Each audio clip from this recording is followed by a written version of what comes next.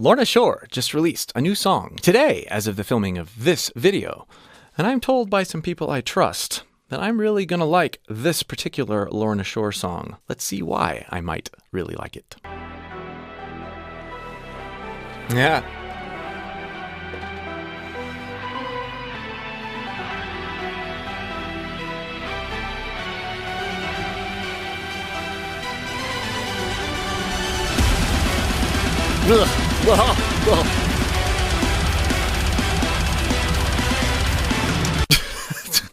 The drums are insane. We've got this subdued classical orchestral thing going on, ridiculously precise, fast subdivisions, oil and water, but it works.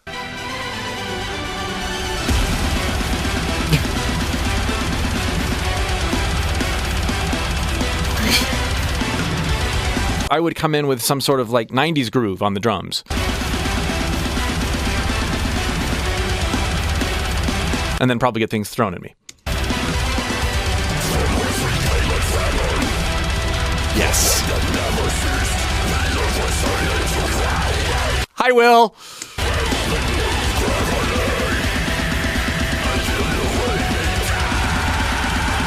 Ooh, that had a lot of his voice, his real voice in it. He's been doing that more lately.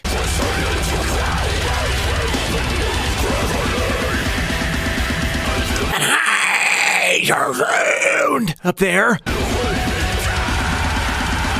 That one, yes. Some of you may not know that I've actually done a course, actually 2 courses, with Will Ramos. One on how he warms up, and one unpacking his style, his approach, how he got to be the vocalist that he is.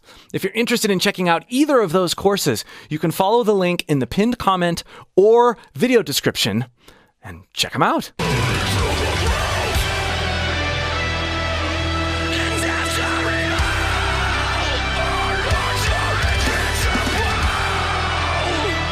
Ooh, oh, that sigh, his true voice sigh coming out of that brutal scream.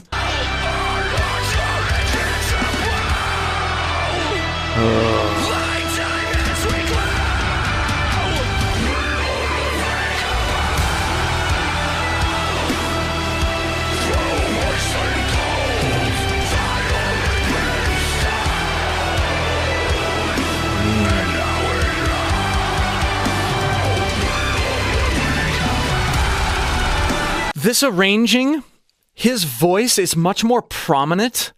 It's much more melodic than I've heard in other Lorna Shore songs. Don't get mad. There's a pop sense to this song that I also haven't heard as prominently in other Lorna Shore songs. I realize that he's not singing, but there is more of a singing aspect, a melodic aspect to not only the way that the vocals are positioned, but the way that they're being performed. And I know that Will has gotten a lot more into singing and developing his clean vocals. I can hear that influence coming into his screams. It doesn't make the screams any less brutal. It actually makes them more desperate and more emotionally connected, and less clinical sounding.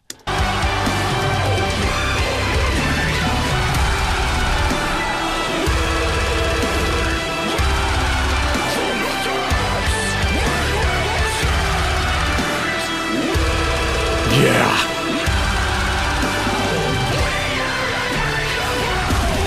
So you can almost hear the melody of the strings being reflected in what he's screaming, even though the notes aren't aligning.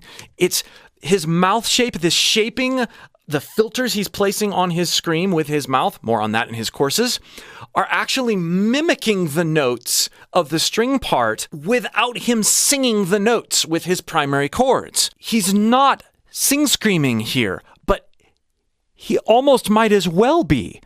This is the genius of how he's developed his singing. He can shape non-note screams to be melodic.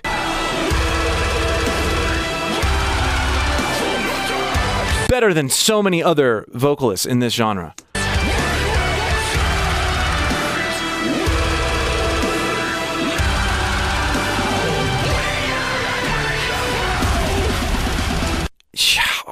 We are unbreakable, and listen to what the strings are doing.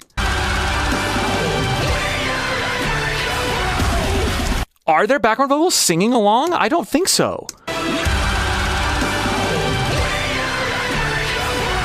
I mean, Will is backing himself up with backup screams in slightly different shapes, but...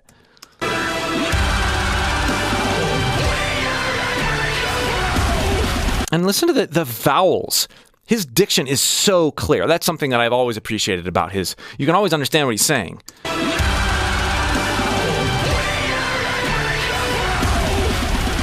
That little...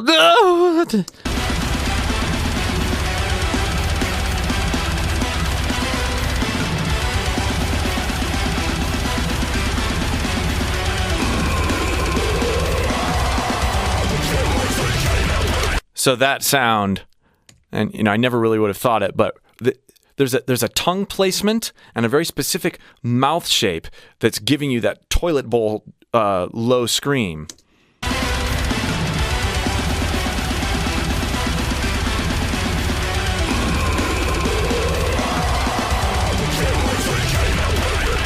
And this is the genius of Will. The placement, the sheen or shape of that scream is varied in that point of time, but the pitch of the scream doesn't change. Will has got an incredible ability to shape a note in a scream and have it be very different and mixed with different sorts of timbres without changing the pitch of it.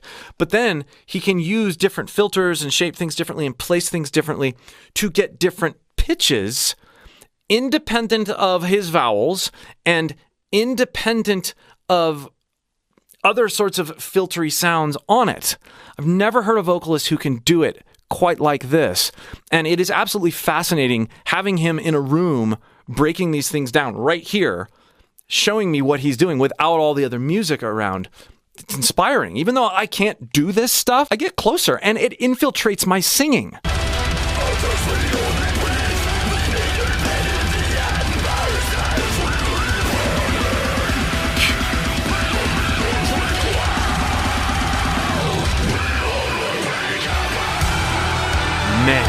Man.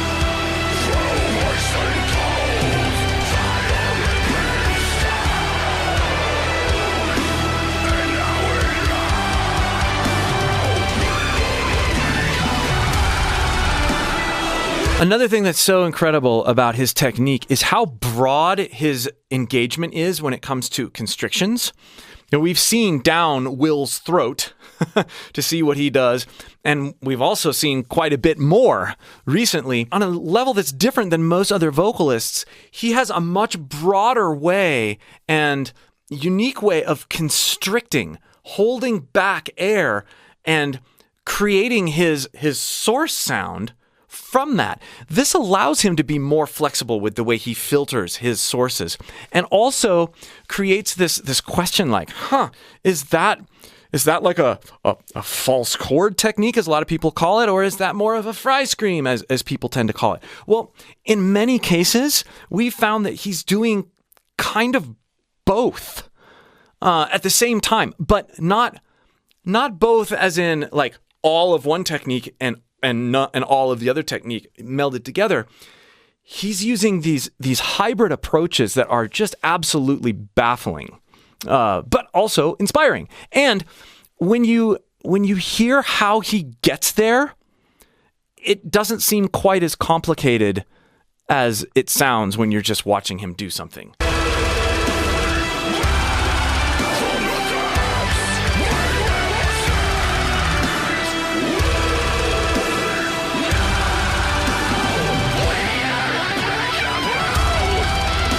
Oh!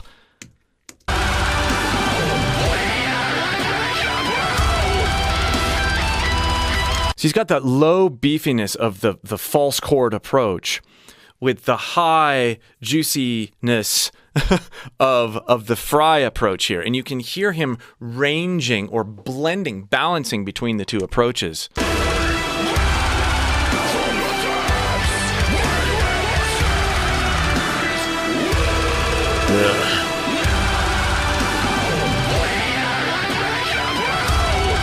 Again, there's more of his voice in that one.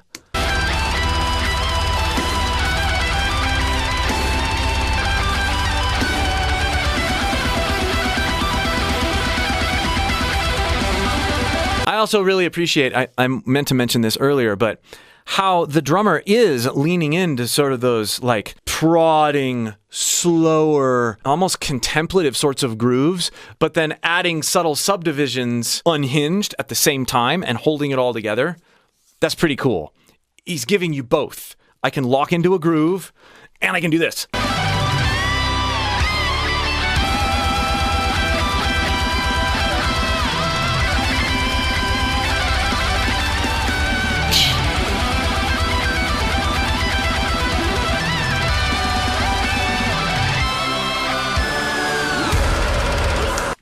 Love the guitar solo.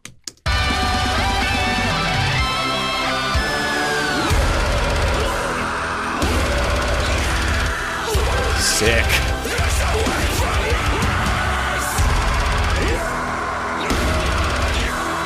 Love that call and answer.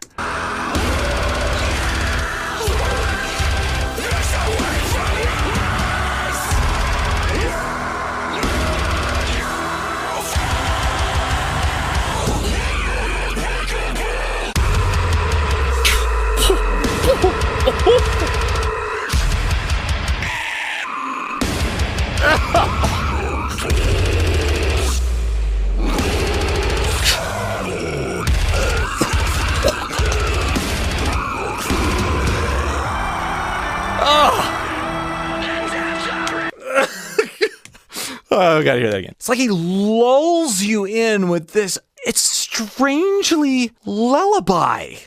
I don't know another word for it. Like,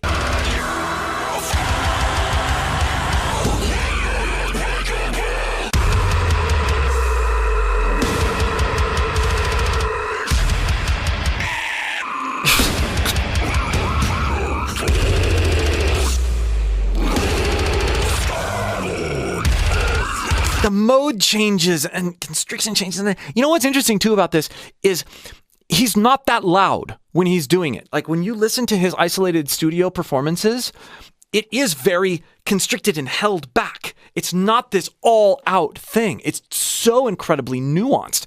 And you can hear that here. And I think that's maybe why I feel like in the midst of the most aggressive, like, part of the song, I almost feel like I'm being like held.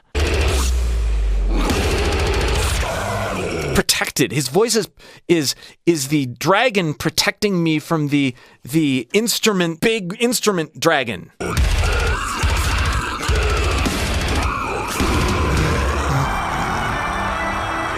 I love how he opens up there.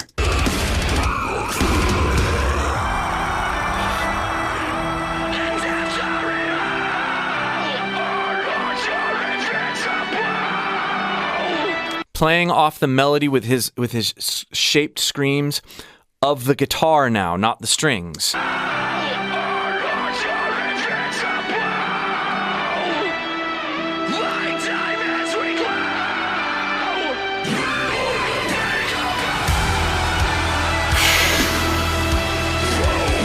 What a release, man.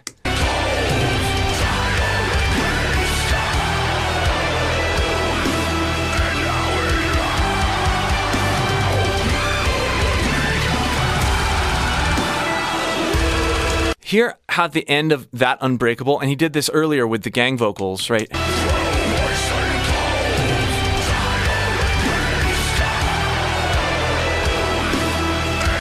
He's closing that with his mouth in all those layers, creating this sort of V thing. His source is remaining the same, and he's changing the apparent pitch by covering the sound more with the shape of his filter.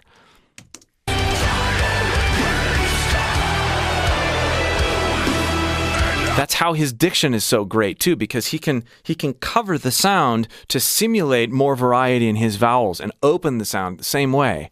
Lots of people have a lot of trouble with that, myself included, when you're screaming those and not assigning actual notes, pitch from your primary chords.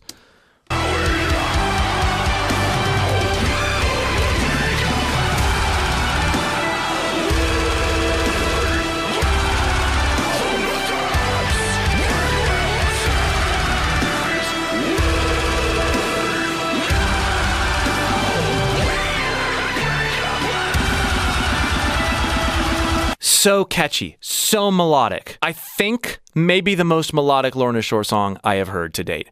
This is why I was told I would love this song. I love a great melody, and I feel like I've gotten one.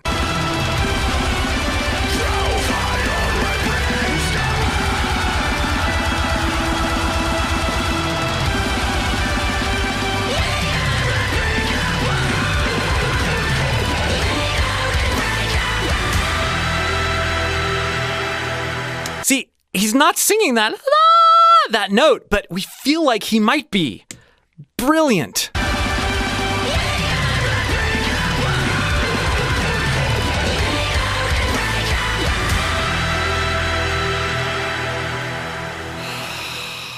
Yes. If you want to hear Will in much more of a melodic sense, there's a song that he released a little while ago on his channel called Riptide. And I actually got to talk with him about that song quite a bit. And he talked about how he was working more with melodicizing his screams. And man, I really can tell how his pursuit of singing has made his screaming even more musical, as if that was even possible.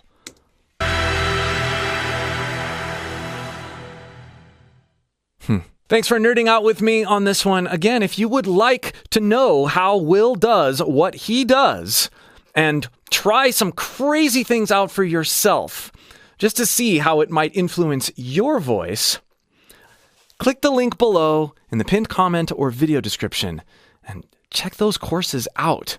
They have changed my perspective on harsh vocals entirely and done a lot for my singing and my screaming. And if you'd like to see the discussion that Will and I had about his song Riptide, check out this video.